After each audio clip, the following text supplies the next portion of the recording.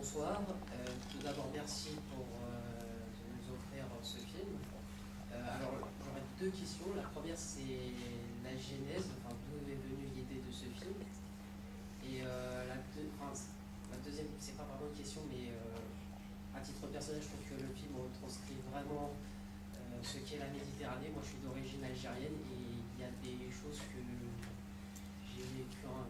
Voilà, la situation est quasiment la même, c'est-à-dire la pénurie d'eau, la canicule, enfin voilà, merci vraiment de... Merci.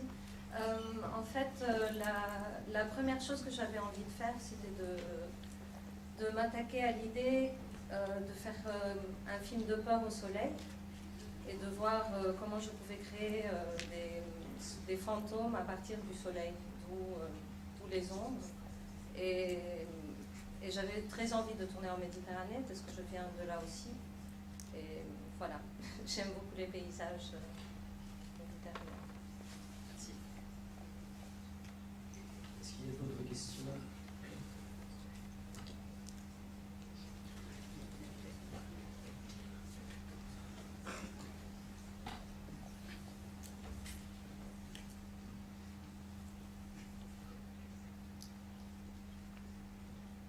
Une question peut-être un peu technique qui n'intéressera pas forcément tout le monde, parce quand même, par rapport au montage financier du film, est-ce que vous pouvez nous expliquer un petit peu, il y a le CNC qui a participé, est-ce que vous pouvez juste nous expliquer un peu le grosso modo du montage financier? Oui, c'était une grosse aventure. Le film était à la base un film grec au tout début. Et donc on avait pensé à approcher le CNC à travers ce qu'on appelle le cinéma du monde, qui est une aide qui est donnée aux films étrangers. Mais comme je suis également française et que le film est également en français, on les a approchés aussi pour l'avance sur recette qu'on a eue. Et ça a permis de déclencher les choses par la suite. Donc, voilà. Merci.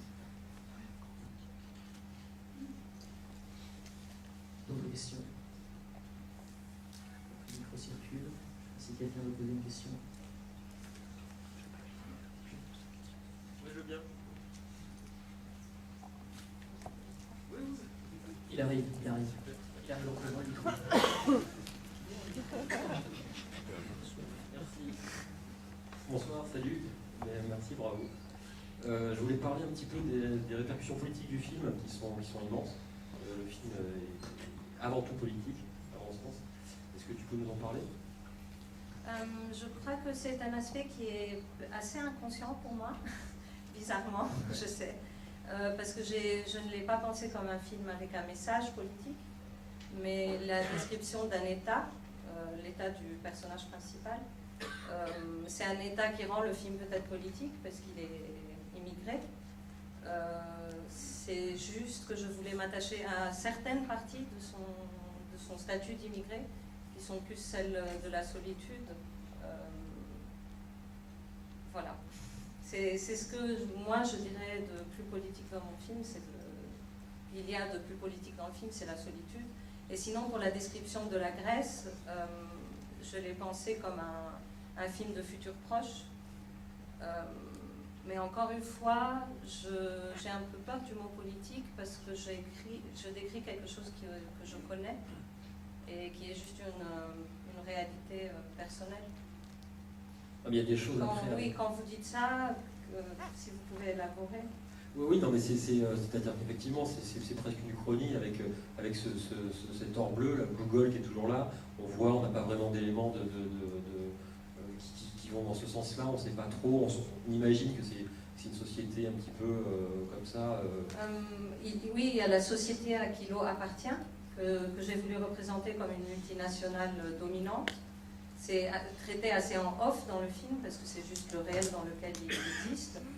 Et on sent qu'il y a un lien avec les forces de l'ordre. Donc c'est un peu comme une simplification du réel tel qu'il est aujourd'hui, je pense. Après sa situation à lui, c'est vraiment, plus, je trouve, plus qu'un film sur la Grèce, sur la situation politique d'un pays, plus sur lui, en tant qu'émigré, en tant que le mec reçoit, et être abroué et par le français, et par aussi la police grecque. En fait, finalement, il trouve sa place nulle part. C'est en ça que, à mon sens, c'est éminemment politique, quoi. Oui, oui, si c'est dans ce sens-là, oui, je comprends.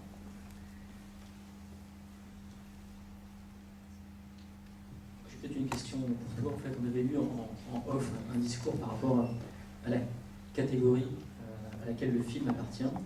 Et te connaissant un petit peu, je sais que tu es une cinéphile assez aguerrie de cinéma de genre, et je voulais justement savoir, toi, comment tu positionnes ton cinéma par rapport à ça, et comment finalement tu fais peut-être la part des choses entre les choses que tu aimes au cinéma et les choses que tu as envie de faire. Est-ce que tu fais finalement le cinéma que tu as envie de voir, ou alors est-ce que c'est quelque chose de beaucoup plus personnel, ou alors est-ce que ma question n'est pas du tout claire?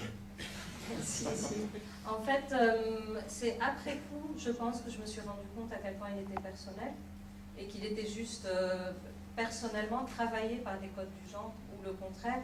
C'est-à-dire qu'effectivement, comme j'aime énormément ce cinéma-là, ça a infusé le film de certains réflexes et de certaines envies esthétiques.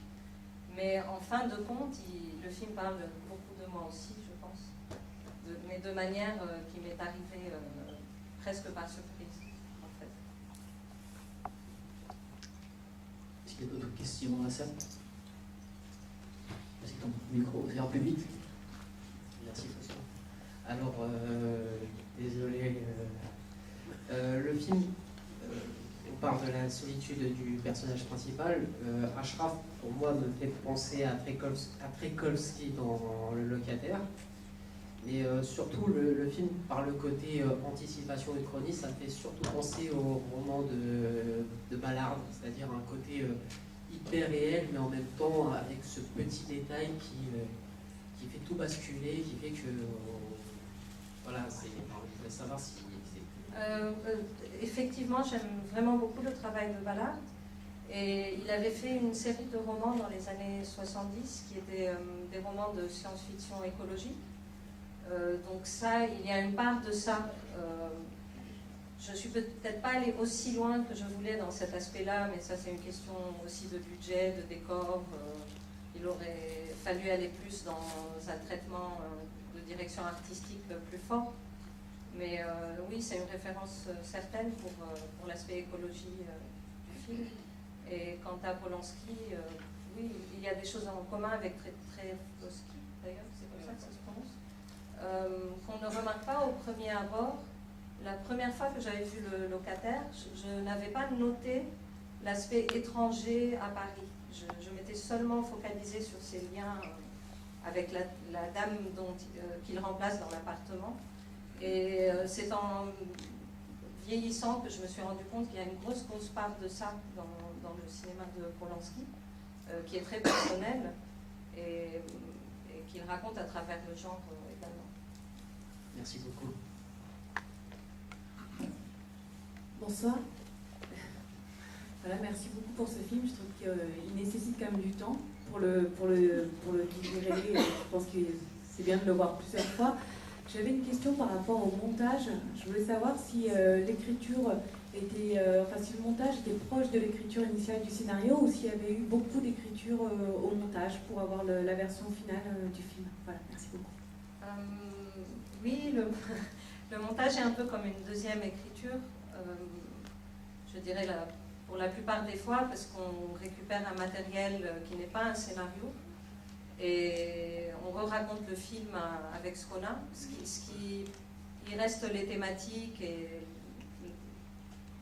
le feeling du scénario, mais beaucoup de choses changent et on ressent beaucoup plus le rythme de ce qu'on veut raconter et surtout l'ambiance, qui sont des choses qui n'existent pas vraiment dans un scénario en fait.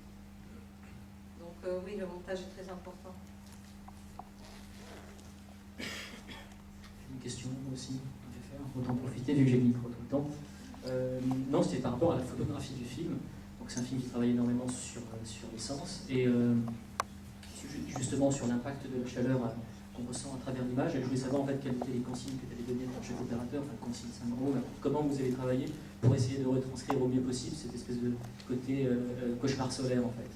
Oui, donc on a pensé dès le début que le soleil devrait être un personnage et qu'il est l'agresseur principal dans l'histoire, et ça se joue beaucoup dans les intérieurs-extérieurs.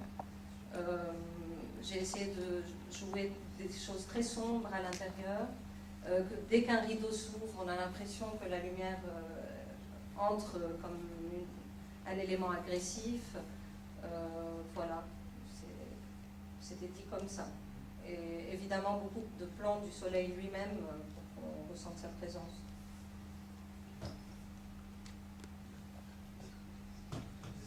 J'ai une première question, c'est la scène où le personnage attaque son reflet dans le miroir et qui se voit en statue. Est-ce que ça a une signification particulière ou est-ce que c'est juste pour illustrer sa descente aux enfers, sa folie progressive? En fait, ça fait partie de l'idée que je voulais traiter l'ensemble du film comme un cauchemar pour le personnage, mais un cauchemar dans lequel il s'enfonce petit à petit et où il perd complètement la tête, et nous avec lui, j'espère. Et du coup, j'ai disséminé des signes, un peu comme marchent les rêves, où des signes se raccordent les uns aux autres pour créer une narration parallèle à l'histoire. Et donc là, le masque, c'est des choses qu'il a pu voir au long du film et qui lui reviennent sous forme cauchemardesque. Et j'imagine que c'est parce que le film traite d'identité aussi, mais c'est à chacun d'interpréter à sa façon. Et du coup, la deuxième question, c'était... Le film m'a beaucoup fait penser à Waking Fright. Je me souviens plus le réalisateur. Un film On avait diffusé Ted Kotcheff. Est-ce que ça a été une source d'inspiration? C'est un film que j'aime beaucoup. Je n'irai pas jusqu'à dire que c'est du... Oui, c'est très très bien, Waking Fright. En fait, l'ensemble du cinéma australien de cette époque-là, de Waking Fright, est très intéressant pour moi parce que ça se passe justement en plein cagnard souvent. C'est un cinéma de peur lumineux, contrairement au cinéma européen. Et s'y joue des choses qui m'intéressent beaucoup sur le mystère, parce que je pense que l'Australie a eu, par l'arrivée de l'Angleterre sur une terre super sauvage, ça a créé des clashs entre ce qu'on considère civilisé et ce qu'on considère mystique, ce qu'on considère comme une nature impossible à gérer.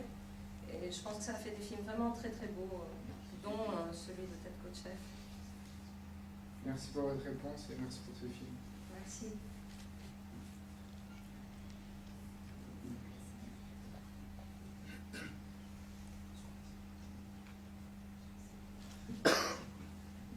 Bonsoir, félicitations pour le film. Je voudrais savoir, comme vous avez dit, le soleil était l'agresseur le plus fort du film. Et j'ai trouvé que tous les personnages, de quelque manière, embêtent le personnage principal.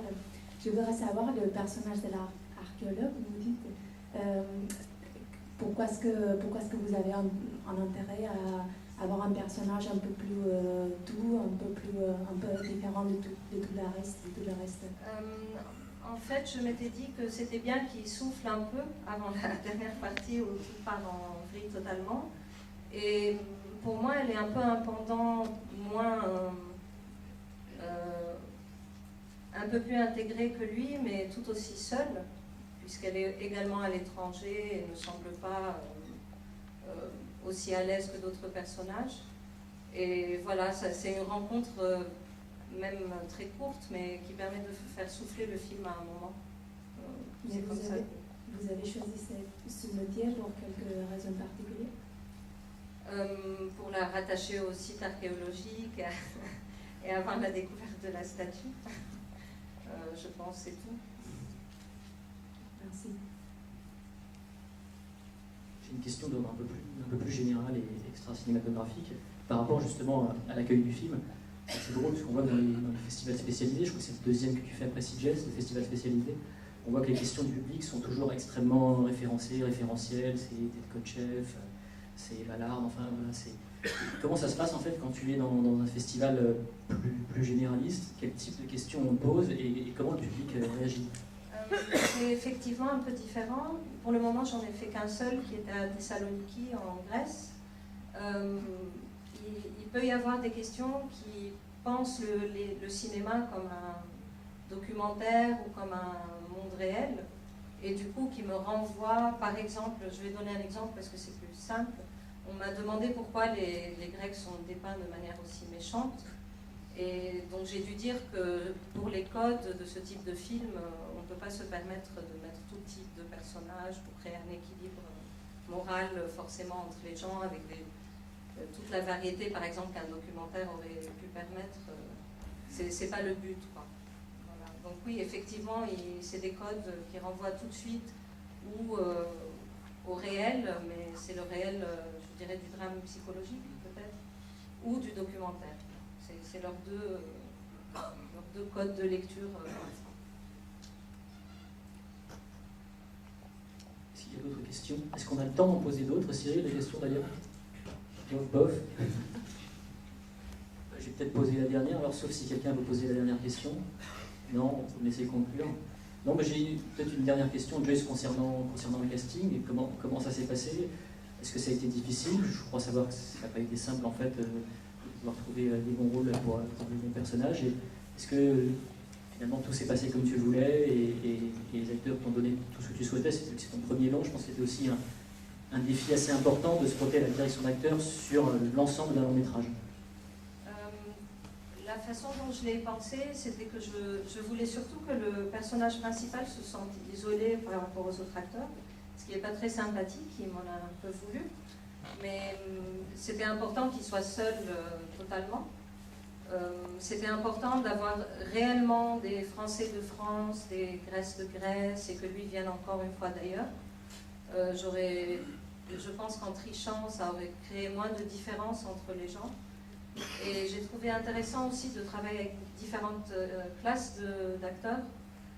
Certains venaient du cinéma réaliste classique, certains venaient du théâtre, voilà. Donc tout ça crée des sortes de chocs que j'espère pas. Il ne faudrait pas que ça donne l'impression qu'ils jouent dans un film différent chacun, mais je trouvais ça intéressant pour moi de les rencontrer tous dans ce contexte-là. Merci pour le temps accordé. Merci.